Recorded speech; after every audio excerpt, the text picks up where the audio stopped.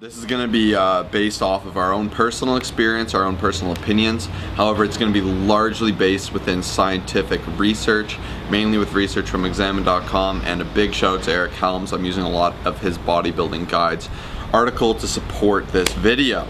Alright, so keep in mind these are for naturals, not for non-naturals. There's obviously more supplements that will do better things than these, but we're going to kick it off with the top 5 supplements for natural lifters. Let's dive into it. Okay, so number 1 is going to be creatine. This is being deemed by Eric Helms as the most ergogenic and safe supplement on the market that's actually potent and has a direct effect on muscle gain. This has been proven and replicated in several studies, and what it actually does is it helps by achieving muscle saturation within the muscle, which in turn utilizes your body's ability to use water for ATP, giving you increased strength and potentially muscle size. Another wonderful thing about this supplement is that there is no side effects, guys. A lot of people will talk about a lot of outdated and unproven studies about how it's going to cause kidney or liver failure. This is simply not true, and it is a fallacy. So you are safe to take creatine. The next question is dosages. A lot of people want to know if it should be loaded or not. So you will be able to load creatine, and this will help you achieve muscle saturation faster, which is what you need for it to actually work. Usually they say it will happen in about 7 to 14 days, doing on about the 3 milligram recommendation. However, the only negative side effect that could come with loading, so this is why I wouldn't recommend it, is GI discomfort, and that's something you want to avoid. If you really need to load it for a particular reason, myself and Kyle will go off of it to kind of cut back on some of our water weight when we're getting ready for powerlifting comp. So what we'll do is we'll load for powerlifting, and we have actually been okay, but I would recommend testing it before you do anything like that. So a lot of studies were done, one where they loaded one group with 20 grams of creatine a day. This is a lot. That is about 4 tablespoons, and another where they did 3 milligrams, which is the low end recommendation, and they found that both were able to improve muscle saturation by 20% with the creatine, and in turn both groups saw a 1 to 2 kilogram increase in body mass. So this proves that it doesn't really matter if you load it, but it might help you get there faster. Other studies have shown that. So a lot of supplement companies will market some creatines as better than others. A common one is Ka or CEE. They'll say that these are better because they're non-bloating and they're different. However, this isn't the case. You want to stick with the creatine monohydrate. In fact, it might even be better than those pure, more expensive forms, and here's why. So as you guys can see here, 2 researchers, Talon and Child, found a greater portion of CE and Ka are degraded in the stomach than CM. Additionally, recent investigations have shown that 28 to 42 days of CEE or Ka supplementation did not increase muscle creatine concentrations more than creatine monohydrate.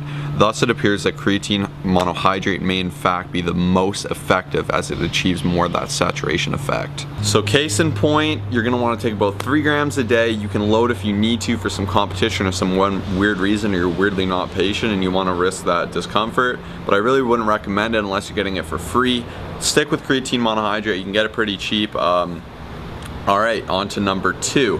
So number 2, we're going with protein. This is a supplement, however it's also a nutrient. People need to memorize and know that it's a nutrient, it's not a magic powder. Protein isn't any better than chicken.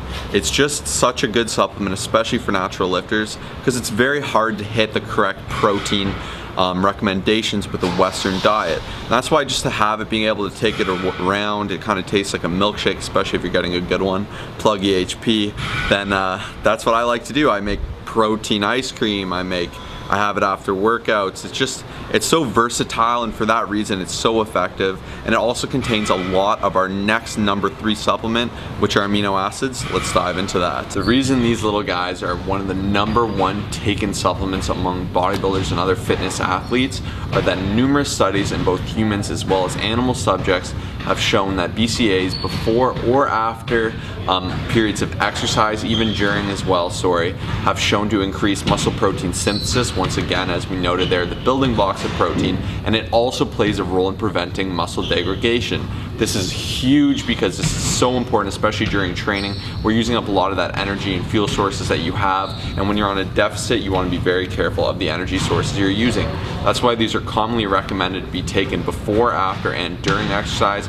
Each person has their own little area to take them, but those are the common recommendations. Other studies have shown that supplementing BCAAs in between meals can actually play an important role once again with this muscle protein synthesis and maintaining that level through the day, therefore allows me to utilize that protein to its maximal ability while increasing the metabolic thermogenic effect of muscle protein synthesis. People also supplement these individually as varies from the numerous types of aminos. Further, they're especially effective because in some studies it's actually shown an acute response to lean muscle increase. This is huge, guys, pay attention, as well as strength gain. These have only been found in very acute small studies and more research needs to be done to prove this, but these are possible other benefits of BCAAs. There are currently no side effects listed with these. Also, they taste incredible. It's like a crystal light kind of formula, especially the AHP ones. Once again, plugging that in. They're so good. I really enjoy them, and I actually do take them in between meals as well as during my workout, and it's something I really look forward to, and it even helps me psychologically with dieting and everything because it kind of gives me a fun little drink to sip on. Tastes like Gatorade, and they're killer, guys. So that's number 4. Three. Now on to number 4. Kyle's coming out of caffeine. Supplement number 4 is caffeine. Now, this can be an energy drink, pre-workout, coffee, caffeine pill, anything like that. Before I jump into it, we have a card right here talking about actual dosages, side effects, and all that I highly recommend you guys checking out.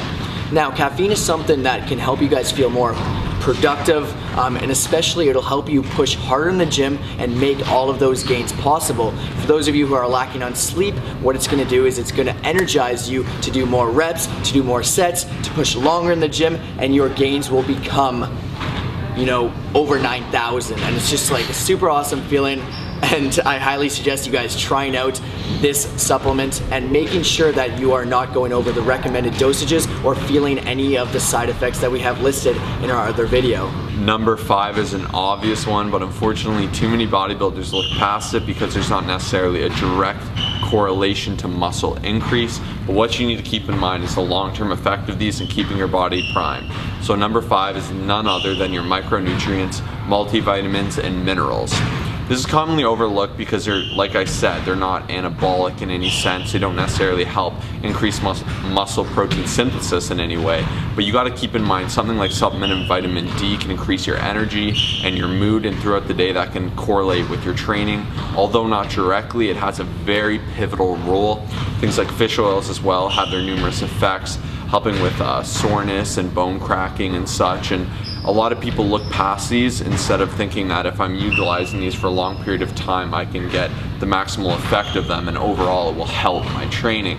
And especially with the Western diets that a lot of us are eating, we're eating very non-nutritious diets that aren't